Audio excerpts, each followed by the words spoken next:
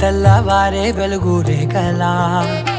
పచ్చ పచ్చ పచ్చి మట్టి బొమ్మలా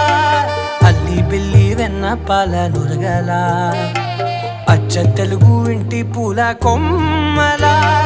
దేవదేవుడే పంపగా ఇలా దేవతే మా ఇంట అడుగే పెట్టెనంట బ్రహ్మ కళ్ళలో కాంతులే